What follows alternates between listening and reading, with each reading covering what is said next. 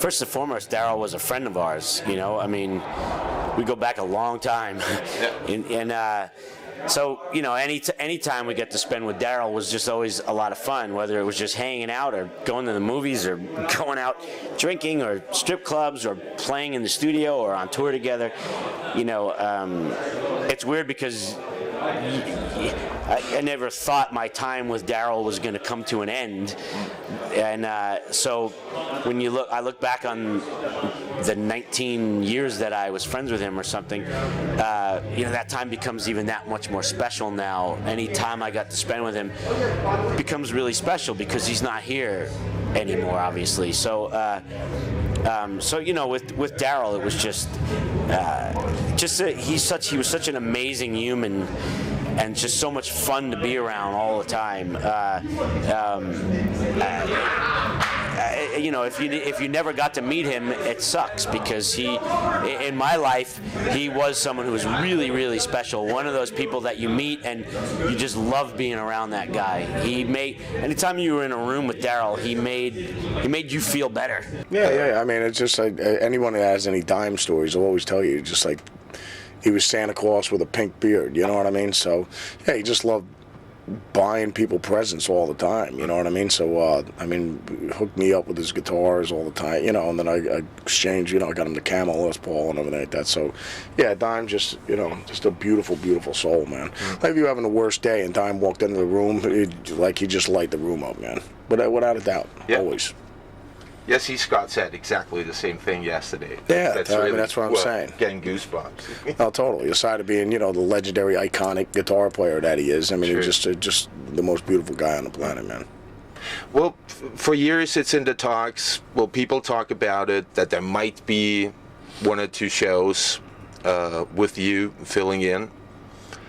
Oh, yeah, the Pantera thing. Yeah. I mean, that's up to, obviously, like, you know, I always tell everybody, that's up to Dime and Vinny.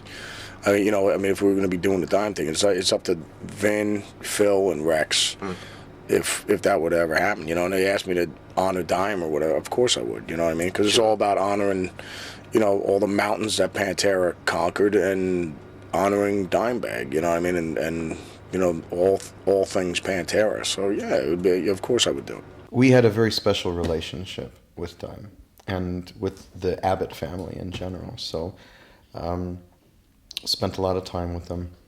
They really took us under their wing during the Ozfests that they were a part of, kind of taught us how to drink like men and handle our liquor and the art of breaking things in the dressing room and whatnot. But Dime was just such a sweetheart of a guy. The guy who was always focused most on making sure that you were having a great time. Not himself. He was always so selfless about things. And I remember we were actually supposed to get together for dinner the night after the Columbus show where the incident occurred. The very next day he was playing Chicago. And so we had plans for everybody to get together. That obviously didn't end up happening. But, you know, we were just destroyed by it. Yeah. And I remember seeing on CNN or Fox News or something like that, a caption of the ticker saying that some of his possessions were being auctioned off on eBay. Yeah. And I was like, oh, it's like, are you kidding? Has it come to that? And that's when we had just started in the studio. We were maybe 2 days in, and I said to Danny, you know, I'm like, we got to do something. You know, we just have to do something. And went to the funeral, which was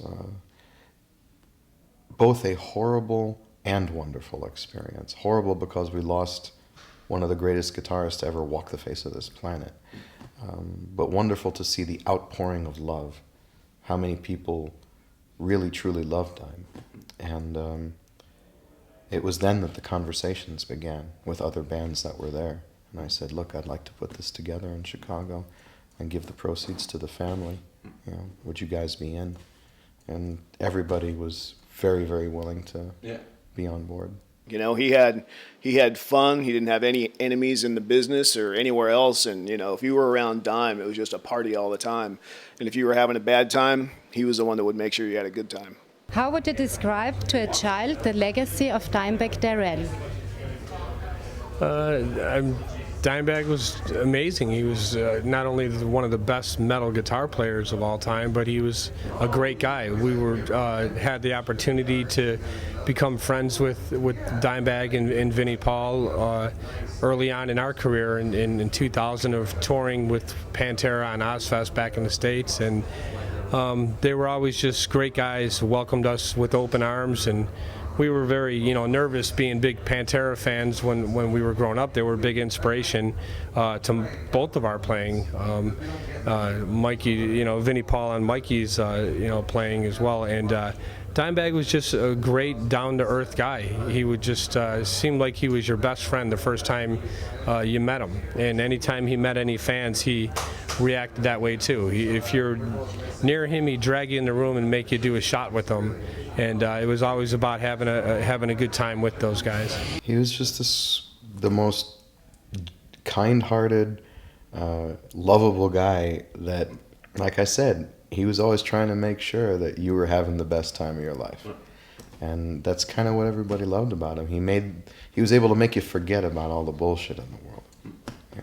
I've been lucky enough to not just met Dimebag, but got a chance to hang out with him a couple of times. And I have nothing but good things to say to him. He was always great, like really friendly. He remembered even things like my birthday, which most people forget, including myself. So he gave me like camouflage pants, one time, and we went out another time. Yeah, it's very sad. I think a legacy of a really great guitar player, but even better person. Yeah. You're still friends with the remaining guys of Pantera, are you? Yes, I maintain contact with all of them. I saw them in different times, I actually record with Rex on the last Cavalera album. He plays bass, and so I hang out with him. I seen Phil a couple times, and I saw Dimebag and Vinny too through the years too. So yeah. How would you describe to a child the legacy of Dimebag Darrell? Someone who's never heard Pantera, or someone who's just getting into? Yeah.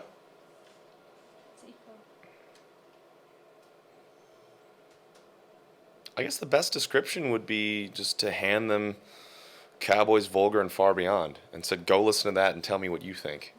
And I think that would pretty much show them what's up. Or just watch the Pantera home videos. Yeah, watch that. that sums it up pretty good. It shows he's incredibly talented, knows how to have a good time, and is a nice guy. So I think you just gotta hear it and see it. Yeah, I think that would be the best way to absorb it all, because it's a one of a kind person, and it's pretty funny shit on that. So I think it's people will get it if they watch that. If they've never seen or heard anything, I think that'd be a good representation of the legacy. Moulin